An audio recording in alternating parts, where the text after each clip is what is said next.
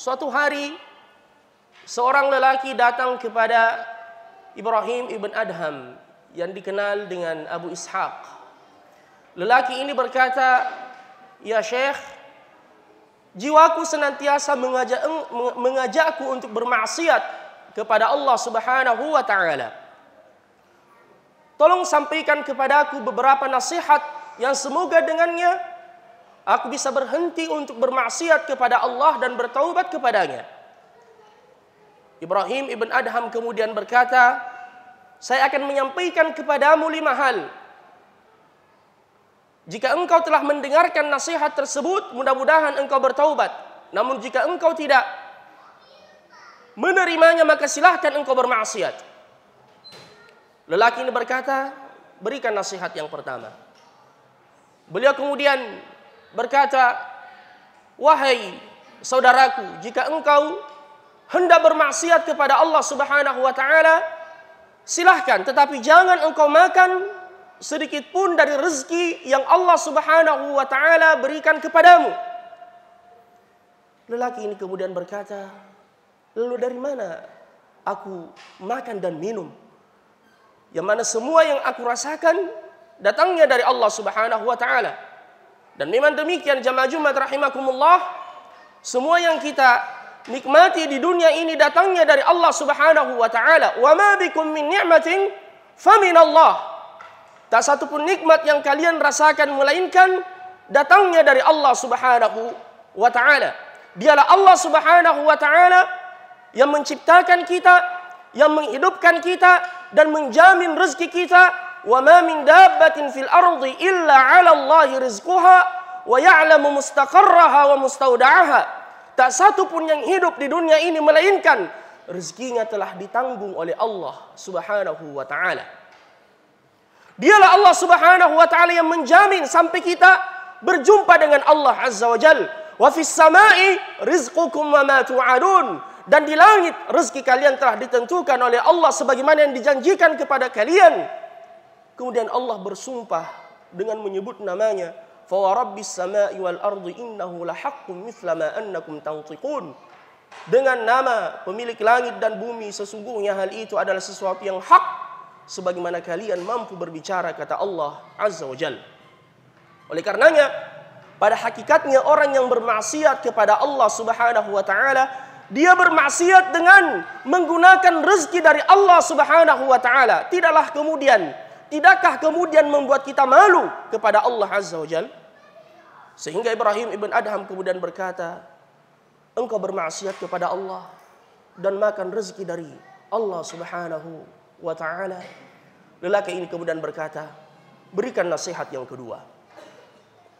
Ibrahim ibn Adham berkata, "Jika engkau hendak bermaksiat, jangan tinggal di buminya Allah."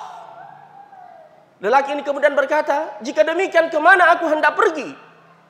Sedangkan semua yang ada di bumi ini adalah miliknya Allah. Dari timur sampai barat adalah kekuasaan Allah Subhanahu wa ta'ala. Lahu ma fis samawati wa ma fil ardi wa ma bainahuma wa ma tahta thara."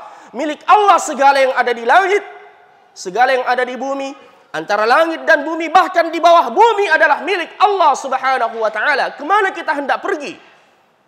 Akhirnya beliau berkata, "Subhanallah, engkau makan rezekinya Allah, tinggal di buminya Allah, kemudian engkau tidak malu untuk bermaksiat kepada Allah Subhanahu wa ta'ala." Lelaki ini berkata, "Baik, berikan nasihat yang ketiga." Ibrahim ibn Adham berkata, "Jika engkau hendak bermaksiat, bermaksiatlah di tempat yang engkau tidak dilihat oleh Allah Subhanahu wa ta'ala." Lelaki ini berkata, "Kemana saya hendak pergi? Sedangkan segala sesuatunya tidak pernah luput dari pengawasan Allah Subhanahu wa ta'ala. Jangankan yang nampak secara zahir, bahkan yang tersembunyi dalam dada kita diketahui oleh Allah Subhanahu wa ta'ala. Ya'lamu kha'inatal a'yuni wa ma tukhfis sudur." Allah mengetahui mata-mata yang khianat, bahkan mengetahui apa yang kita sembunyikan dalam dada kita, jamaah Jumat rahimakumullah.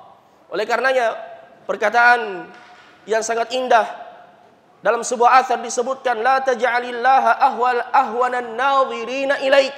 Jangan engkau menjadikan Allah Subhanahu wa taala yang paling engkau remehkan, yang melihat semua yang engkau lakukan. Mengapa demikian? Karena terkadang kita ketika hendak bermaksiat kepada Allah Subhanahu wa taala, malu ketika dilihat oleh manusia. Bahkan ketika kita berada di kamar kita, hendak bermaksiat, tidak ada yang melihatnya dan ada anak kecil yang hadir di situ, terkadang kita menyuruhnya pergi. Karena dia malu kepada anak kecil. Apakah kita lebih malu kepada anak kecil ketimbang kepada Allah Subhanahu wa taala yang melihat segala yang kita lakukan, yang mendengar semua yang kita ucapkan, yang mencatat semua yang kita lontarkan dari mulut kita? Ma yalfidhu min qaulin illa ladaihi raqibun atid. Dan semua akan dipertanggungjawabkan nanti di hari kemudian. Bahkan orang-orang kafir keheranan, ya wailata, sungguh celaka, ya wailatana ma li hadzal kitabi la yughadiru saghiratan wala kabiratan illa ahsaha. Mereka keheranan, kitab catatan apa ini?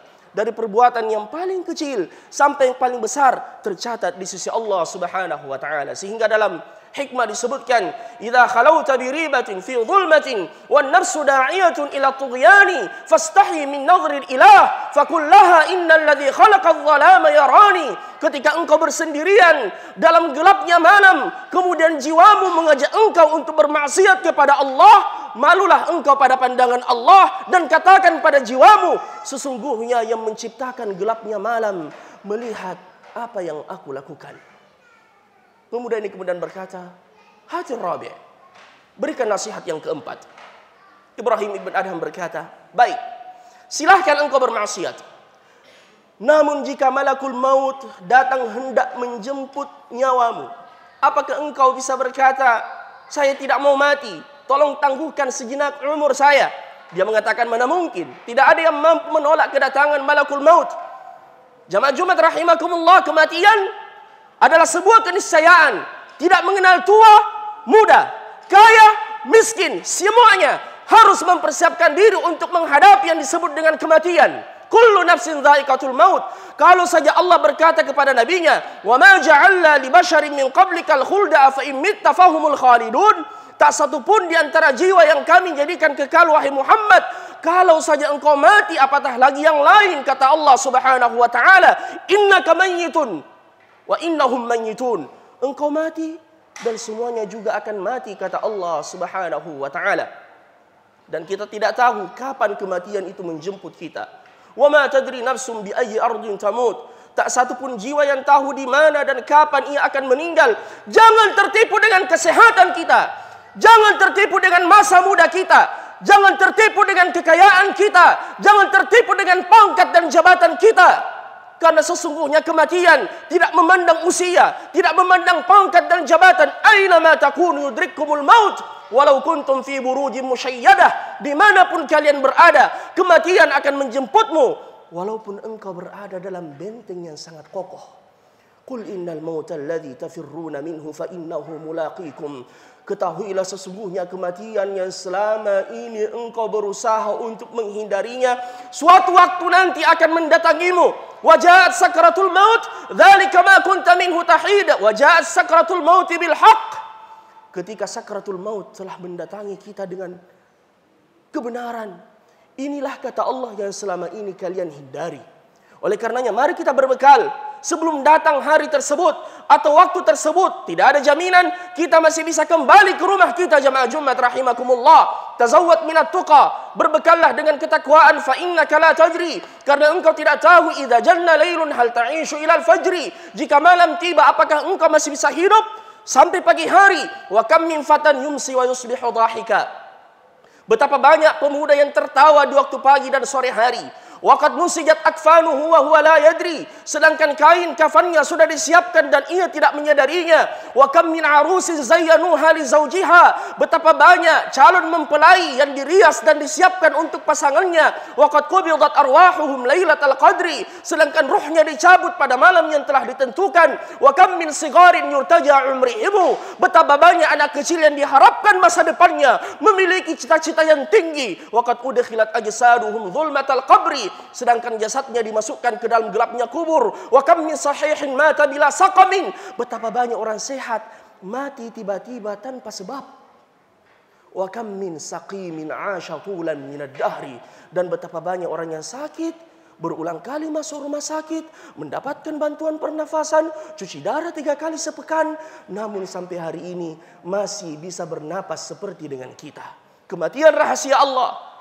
Yang penting bagi kita apa yang kita persiapkan untuk menghadapi kematian tersebut. Jangan sampai kematian menjemput kita dan kita masih dalam keadaan lalai bermaksiat kepada Allah Subhanahu wa taala. Yang terakhir, pemuda ini mengatakan, berikan nasihat yang kelima. Ibrahim ibn Adham kemudian mengatakan, silahkan engkau bermaksiat, namun nanti di hari kemudian ketika malaikat menarikmu hendak memasukkanmu ke dalam neraka, bisakah engkau kemudian berkata, saya tidak mau masuk neraka? Tidak mungkin. Jika telah ditetapkan di hari kemudian, jamaah Jumat rahimakumullah, ketetapan dari Allah Subhanahu wa taala, tidak ada yang mampu mengubah ketetapan Allah kecuali Allah. Dan tempat kembali di hari kemudian, fariqun fil jannati wa fariqun fis sa'ir.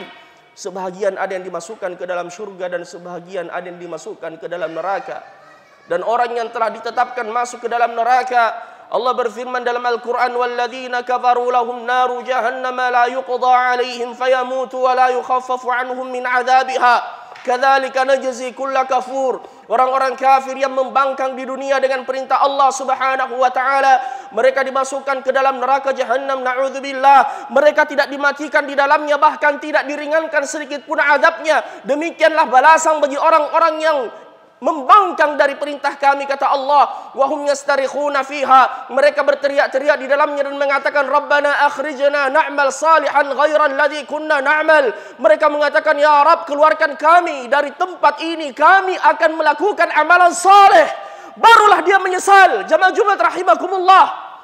Dan ketahuilah, penyesalan penghuni neraka yang sangat mereka idam-idamkan nanti, kita berada di dalamnya sekarang.